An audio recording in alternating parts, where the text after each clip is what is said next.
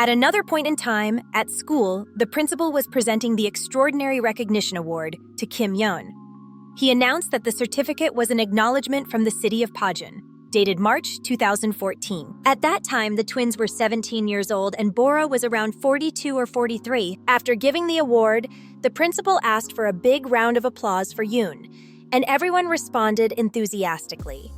Some whispered among themselves, admiring not only her beauty, but also her academic and drawing skills. However, a young man commented that she was too good to be true. The boy next to him looked at him disapprovingly and asked what was wrong with his face. The first just said that Yoon was very hot. The second one, on the other hand, thought it was obvious she was beautiful since she resembled their mother. Later, Yoon was chatting with her classmates about the Olympic Games. She seemed outraged, saying she even lost sleep out of anger. She couldn't understand how they only won the silver medal, being sure they deserved gold. Then they noticed someone approaching. It was Woon-chan, distracted by his phone. One of the girls greeted him with a smile. Another asked if he had already had lunch. He replied that he was just about to. The girl who greeted him wished him a good lunch and said goodbye with a kind gesture. At that moment, the twins passed each other without saying a word. One of the girls let out a laugh. Yoon asked them why they were laughing. Her friend replied that Woon-chan was really funny. Yoon, curious, asked in what way. The other said that his face was very funny. Then she asked if Yoon didn't think he was a handsome guy. Yoon didn't answer. She just made a face of disgust. Then one of her friends recalled that both had attended the same middle school. Yoon confirmed it. The girl added that they were also in the same high school and shared the same last name. She found it a curious coincidence. Yoon admitted it was true. She said every time she saw him, it made her nervous, that he frustrated her. But then she looked at him from afar and thought that she disliked him because he reminded her of that person. In the computer lab, Woon-chan was sleeping. He woke up when he heard laughter. A boy was using the computer while the others gathered around. One of them said he was completely crazy, although maybe talented at that. The boy at the computer asked which color of underwear they wanted him to draw on the girl. He said he'd do it since that was what they wanted. But someone stepped in and told them to stop. The boy turned upon hearing the voice. When he saw who it was, he was startled and confessed he thought it was the teacher. He asked his friends again which color they preferred. Woon-chan insisted, asking if he hadn't heard when he told them to stop. The other seemed confused. He asked what he was talking about and if he was in love with her because he seemed way too serious. Meanwhile, at the supermarket, a woman shouted, calling for Mrs. Bora. Bora turned around and, seeing her, asked why she hadn't answered the phone. She explained she had left it in the locker to focus on work. The woman with glasses, a bit flustered, informed her that she had to go.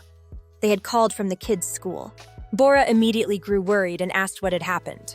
Meanwhile, Woon-chan was reflecting on what had happened.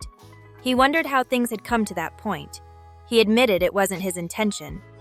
The boys who had been drawing at the computer.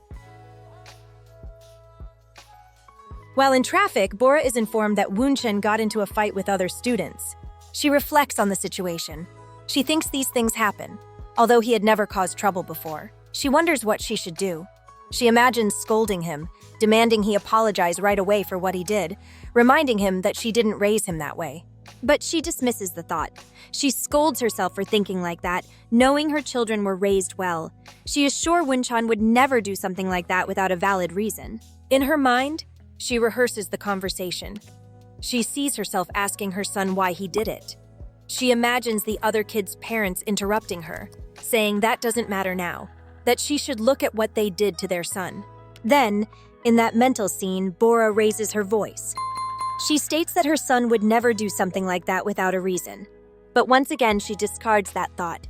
She believes that even if there is a reason, hitting someone is never right. She imagines apologizing. She sees herself saying she's truly sorry and has no excuse. She returns to the present. She decides that will be the most sensible stance. At school, she heads to the teacher's lounge. A teacher greets her and soon introduces her to the parents of the assaulted students.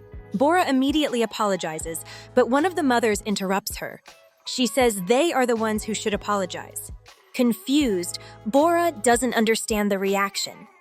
The teacher explains that the students who were assaulted had made a cruel joke with Yoon's photo.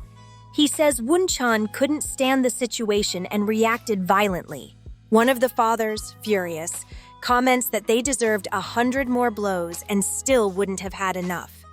He turns to Yoon, apologizes, and promises those kinds of jokes won't happen again. The girl, with tears in her eyes, nods. But her mother, seeing her, knows she is pretending. The teacher steps in and proposes to close the matter if everyone agrees. The parents accept, and only the consent of the affected girl's mother remains. Bora agrees to the decision, and everyone says goodbye. Later that night, her daughter complains. She says it was all a hassle and asks if it was really necessary to make such a fuss just to call her mother. Woon-chan apologizes to Bora. She looks at him calmly and says it's okay, but reminds him that no matter how angry he gets, he shouldn't have done what he did. He nods and promises it won't happen again. His words reassure his mother. He then turns to Yoon and asks if she's okay. She replies that it was just a childish joke and sees no reason to be upset. Bora smiles. She mentions that it's been a while since they gathered as a family and suggests they go out for dinner together. Yeon declines the invitation. She says she has to go to Art Academy. Woon-chan, on the other hand, asks his mother why they should spend money when they can eat at home. That answer seems to cheer her up. Later at home, Bora remembers the teacher's call. He had mentioned that Woon-chan had talent for sports and had tried different ways to motivate him. But he noticed the boy seemed to have matured too quickly, as he constantly worried about money. Those words lingered in her mind. When she got out of the bathroom, she saw him cooking. She asked why he was cooking if she was home that night. He replied that it was fine, that he wanted to take care of it, and asked her to rest. Upon seeing the food, Bora commented that it looked delicious and thanked him for the gesture. Woon-chan was pleased. He asked her to enjoy it, but then Bora mentioned that the teacher had said he was really good at sports and asked if he had considered pursuing that path. He said no, that everything was fine as it was. She insisted. She said that even if not as a career, if there was a sport he wanted to practice, he shouldn't hesitate to ask. But Woon-chan replied that Yoon's art academy was already very expensive and there was no need for her to go out of her way for him too. That upset Bora. She complained about damn money. She reminded him he was only 17 and asked him to stop thinking about that, even if just for a moment. They both fell silent. She apologized for raising her voice. Then she frowned. She asked why he was like that. When had he ever heard her complain about money? She said she had savings and that he was just a kid. He tried to calm her down, but Bora interrupted. She told him that if there was something he wanted to do, he just had to say so. There was no need to worry about money. They stayed silent for a few seconds. Woon-chan asked if she wanted him to be honest. She said yes. Then he confessed how he felt. Looking at him, Bora realized her son had grown up without her noticing. The expression he used was the same one she once saw in Seoho when he spoke honestly. Woon-chan told her there was nothing he wanted to do. Bora remembered the day her father told her that Seoho was a lonely person. And then, unable to help herself, she began to cry. Many thanks to the channel members, Rafioltron and WeT, for their valuable support to this project.